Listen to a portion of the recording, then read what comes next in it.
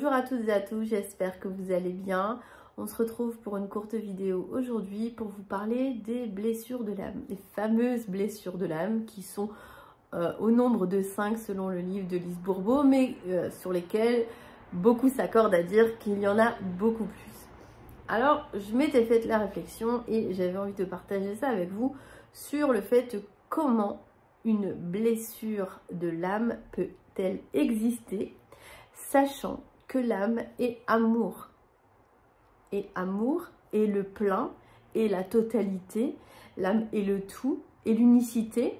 Donc comment l'âme pourrait avoir des blessures? Les blessures de l'âme n'existent pas sur le plan de l'âme en elle-même, mais elles existent au niveau du corps mental et du corps émotionnel.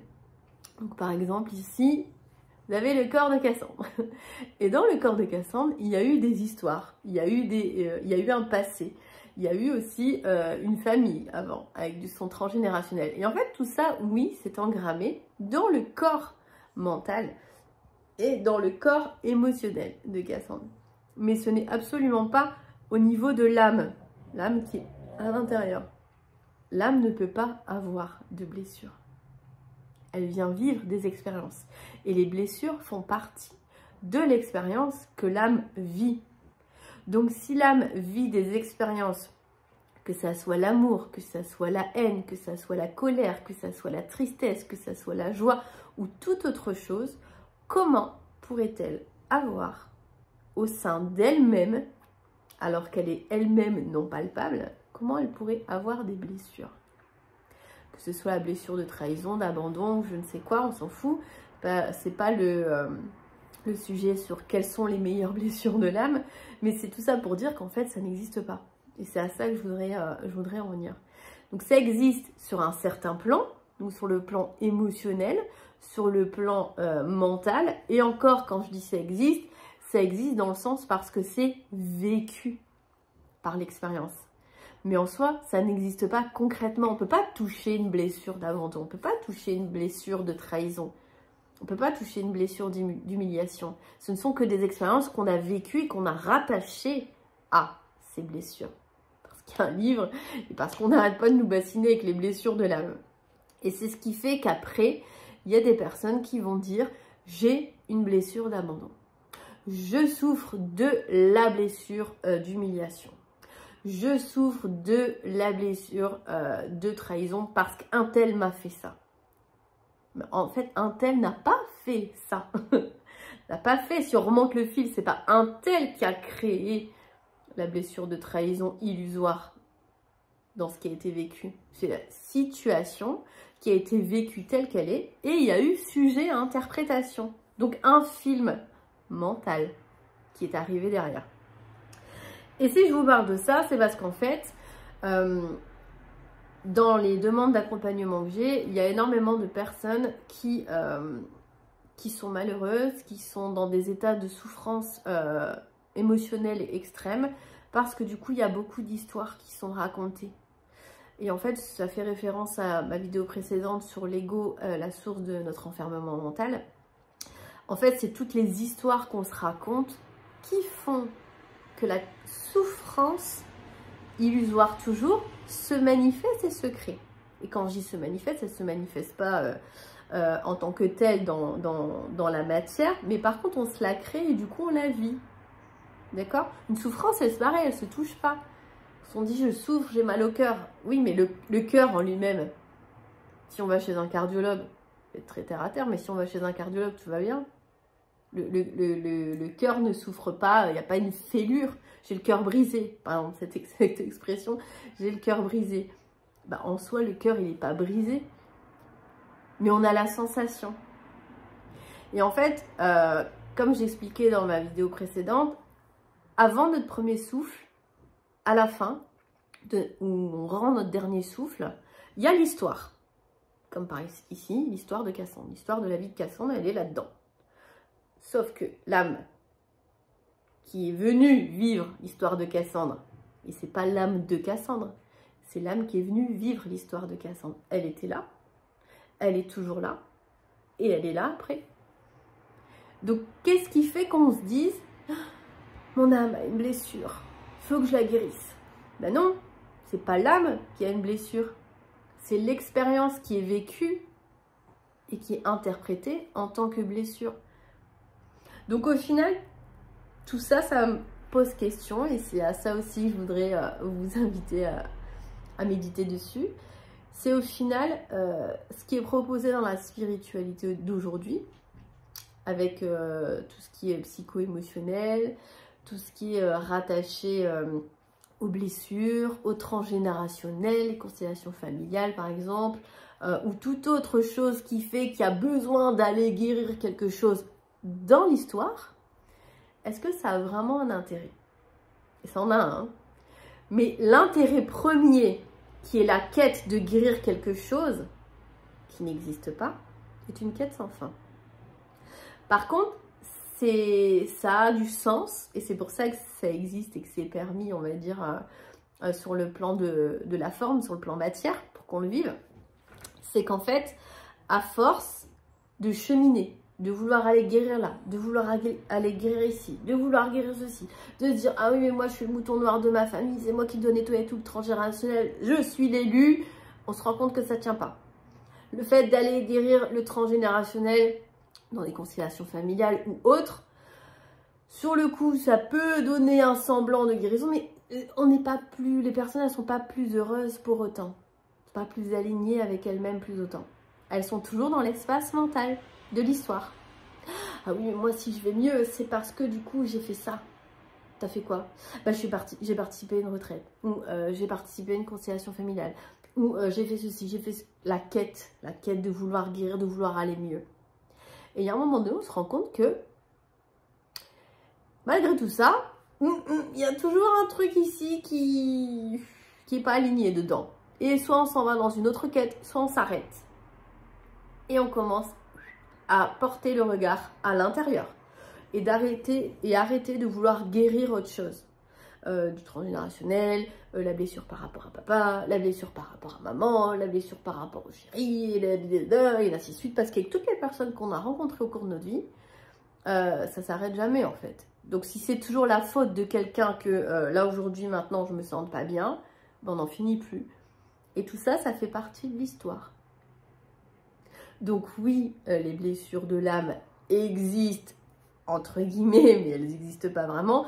Elles existent dans l'histoire par les expériences que, par exemple, Cassandra a vécues, mais elles n'existent pas sur le plan de l'âme, puisque l'âme est amour. L'âme ne peut pas s'incarner avec des failles, puisque c'est l'essence même du divin. On vient de la source. On est capable de penser et de croire qu'on est des êtres spirituels venus incarner des choses sur Terre. Donc ça, on est capable de le croire et de dire « Ah oui, moi, je suis quelqu'un de spirituel ». Par contre, quand il s'agit de réfléchir, enfin, de voir, on va dire, autrement la situation, c'est « Ah ouais, mais non, mais moi, j'ai des blessures. Si je vais pas bien, c'est parce que c'est ma blessure d'abandon qui va pas. » Il y a un moment donné, il faut que ça soit congruent. Il faut que ça soit congruent. Et c'est aussi pour ça que j'avais à cœur de faire cette vidéo, parce que dans les demandes que j'ai d'accompagnement, il y a beaucoup de personnes qui sont enfermées dans leurs histoires, qui s'imaginent, il y a eu ça, plus ça, donc ça a fait ça, et ça a créé ça, et là je suis malheureuse. Et en fait, tout le travail, entre guillemets, parce qu'il n'y a pas un travail au marteau-piqueur, mais tout l'accompagnement lui-même, c'est justement de se désengluer de toute l'histoire qui a été racontée, de tout ce qui est ressenti dans le corps, parce que du coup, ce qui est ressenti dans le corps, c'est créé aussi par rapport à ce qu'on croit. Il est là aussi, on va dire, le pouvoir créateur qu'on nous attribue. Dans le sens où, bah oui, ce que je pense, ce que je vis, bah, je le crée. Mais je me le crée dans l'histoire mentale. Et l'ego, lui, s'accroche à ça, on dit, ouais, il y a une histoire autour duquel, voilà, on peut broder plein de choses. Et en fait, on n'en finit plus. On n'en finit plus quand on part là-dedans. Et c'est vraiment pour ça que j'avais envie de faire cette vidéo, parce que posez-vous 5 minutes, peu importe la blessure qui vous traverse en ce moment, par rapport à ce que vous vivez. Et ça n'enlève en rien la souffrance de ce qui est vécu. Parce que la souffrance vient de l'expérience qui a été vécue. Mais au lieu de vous attacher à quelque chose qui va vous emmener dans encore autre chose et encore autre chose, et ça n'en finira jamais, posez-vous 5 minutes pour dire, ok, bah là, par exemple, je sais pas moi, je ressens l'abandon. Ok, bah je ressens l'abandon. Déjà, qui ressent l'abandon?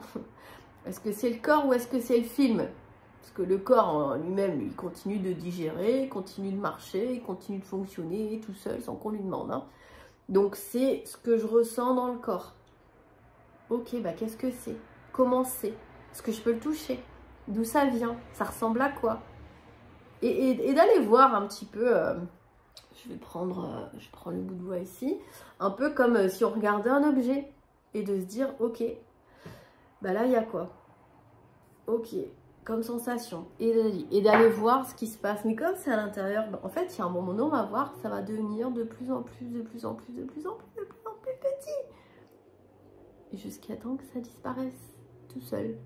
Parce qu'en réalité, ben, ça n'a jamais été là. Ça a été là, oui, mais dans l'espace mental de l'ego qui crée l'histoire.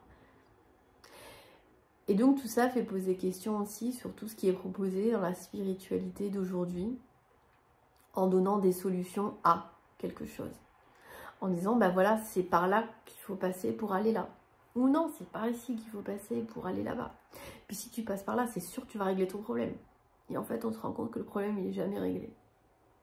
Jamais. Puisqu'en fait, il n'y en a pas. Et c'est seulement parce qu'on y croit qu'il y a un problème, qui est illusoire. Je vais vous partager un exemple. Quand j'avais des crises d'angoisse, on en revient toujours à ça. Hein. Quand j'avais les crises d'angoisse, j'avais des pensées. Puis ça montait, un peu comme le paquet de popcorn là, qui monte et qui explose à un moment donné. Et donc, avec le suivi psychologique que j'ai eu, comme j'expliquais à la psy qui m'accompagnait, je lui disais, mais en fait, ça ne s'arrête jamais. Elle me dit non, ça ne s'arrêtera pas tant que c'est nourri. Et je lui dis, oui, mais là, moi, il y a des fois, j'ai l'impression que dans ma tête, ça me harcèle. J'ai vraiment cette impression. J'ai l'impression que ça me harcèle. En fait, il n'y a rien qui me harcèle. C'est juste des pensées. Mais comme je résistais au fait d'avoir des pensées qui passent toutes seules, et que je me disais, mais non, j'ai envie que ça s'arrête. Ben, ça ne s'arrêtait pas. Et donc maintenant, quand il y a ce genre de pensées qui passent un peu sur tout et sur rien, oui, tu vois, ça et machin et ceci... Ouais, ben maintenant j'arrive à me dire, ce sont que des pensées, ça ne fait que passer. La machine, elle ne va pas s'arrêter parce que j'ai décidé que ça devait s'arrêter. C'est pas comme ça que ça fonctionne. Par contre, moins les choses, elles sont alimentées, comme je disais dans la vidéo avant, plus elles sont débranchées, moins elles ont de pouvoir, moins elles ont d'impact, moins on croit à l'histoire qui est racontée. Les histoires dans nos têtes se font toutes seules. Et ce qui nous rend malheureux, c'est qu'on y croit. C'est les croyances. Et plus on a des croyances, et plus on est enfermé dans quelque chose. Et moins on voit clair, puisque du coup, c'est comme si on avait des œillères. On n'a pas la vue panoramique à 360 que l'âme peut avoir. On a la vision très étriquée en fonction du problème. Bah ouais, moi, je vois ça, donc il n'y a que ça qui existe. Et c'est un peu, j'adore donner des exemples avec le domaine amoureux, parce que ça parle à tout le monde. Enfin, à beaucoup de gens, en tout cas, on ne va pas mettre tout le monde dans le même panier, mais à beaucoup de personnes. C'est par exemple quand on est amoureux ou amoureuse de quelqu'un et qu'on n'a que cette personne en tête, bah, en fait on ne voit pas toutes les autres personnes qu'il y a autour. Vous voyez? Je parle pas quand on est... si, on peut en parler de ça. Quand on est en couple ou qu'on soit célibataire, bah, quand on a une personne en tête et dans le cœur, bah, les autres, elles sont pas... On ne voit pas le potentiel, on va se dire. Mais est-ce que ça veut dire qu'il n'y a pas d'autres personnes sur Terre qui pourraient correspondre? Comme toujours, combien de personnes qu'il y a qui sont encore ensemble alors que le couple ne va plus, mais qui restent pour les convenances? Il y a de ça aussi. Et il y a des couples chez qui ça fonctionne très bien parce qu'elles s'aiment, ils s'aiment tous les deux. Donc ça, c'est bon aussi. Mais quand on arrive à s'enfermer dans quelque chose, dans une croyance où il n'y a que cette personne qui pourra me rendre heureuse ou me rendre heureux dans ma vie, c'est une croyance. C'est une croyance. Et quand on s'enferme là-dedans, effectivement, on souffre. Parce que du coup, on s'enferme dans quelque chose qui n'est pas vrai, mais qui est ressenti comme vrai. Et c'est tout là le travail, si je puis dire, à faire, sur lequel cheminer plutôt, parce qu'il n'y a pas quelque chose à faire, c'est vraiment une voie d'exploration, une voie d'invitation à se dire, bah au final, est-ce que c'est vrai? Est-ce qu'il n'y a que cette personne déjà qui peut me rendre heureuse? Et puis pourquoi cette personne-là, plutôt qu'une autre, pourrait me rendre heureuse? Et puis pourquoi aussi, si on va aller plus loin, qu'est-ce qui fait que je crois que c'est une personne qui est extérieure à qui je suis, vraiment, qui est capable de me rendre heureuse? Et ça, c'est pas de l'amour, ça s'appelle de l'attachement. Donc voilà, je vais la faire courte, ça fait 16 minutes, c'est très bien pour aujourd'hui. Donc les blessures de l'âme, oui et non, elles n'existent pas selon moi sur le plan de l'âme, puisque l'âme est amour, et uniquement amour, et uniquement unité et unicité. Donc il ne peut pas avoir blessure, car qui dit blessure dit séparation. D'accord ? Par contre, ça existe sur le plan mental, sur le plan émotionnel, psycho-émotionnel, de la personnalité, de l'histoire dans laquelle l'âme vient s'incarner. Donc par exemple ici, Cassandre. Et quand on voit ça comme ça, je trouve que ça ouvre le champ des possibles à l'allègement de la souffrance, puisqu'en fait, elle est là que dans l'histoire. Donc comme elle est là que dans l'histoire et qu'en fait elle n'existe pas, eh bien il n'y a pas lieu de l'alimenter plus que ça. C'est de vivre la douleur qui peut être ressentie, l'émotion qui peut être ressentie, comme j'ai partagé dans le post d'hier, de ressentir l'émotion pour ce qu'elle est. Bah là aujourd'hui je souffre. Ok. Eh ben je vais vivre avec la souffrance aujourd'hui. Je vais voir ce que ça fait, je vais voir comment elle est, où elle se situe dans mon corps, dans le corps, qu'est-ce qu'elle fait pas. Et puis en fait, après, ben, ça s'arrête tout seul parce que l'émotion, elle fait que passer. Donc la souffrance, l'idée de souffrance, ça ne fait que passer aussi. C'est ce à quoi on s'attache qui fait que ça perdure et que ça crée une autre histoire derrière. Et ça, c'est vécu aussi chez des personnes, ça y est, elle va ronfler, chez des personnes pour qui on enlève une histoire et elles sont tellement dans le mental, dans l'ego, que c'est l'ego qui pilote, hein, c'est pas elles qui se disent volontairement je vais aller dans mon mental, elles sont tellement identifiées à leur ego que bah non, il faut une autre histoire parce que il faut continuer d'alimenter le bazar. Alors qu'au fond de nous-mêmes, au fond de chacun et chacune, nous sommes l'amour même. Et en fait, ça, tant qu'on le vit pas, il ne s'agit pas de le comprendre, tant qu'on le vit pas par le ressenti, en allant mettre le regard dedans, et ben du coup on continue de croire à l'histoire qui est racontée sur nous, et on continue d'alimenter, et on continue de chercher des solutions pour s'en sortir, alors que il n'y a pas de solution. Il n'y a pas de solution à trouver puisqu'il n'y a pas de problème, il y a juste le fait de revenir à soi. De revenir à soi. Et c'est ça qui guérit tout. Puisque nous sommes l'amour. Voilà. Allez, je vous souhaite une belle soirée et je vous dis à bientôt.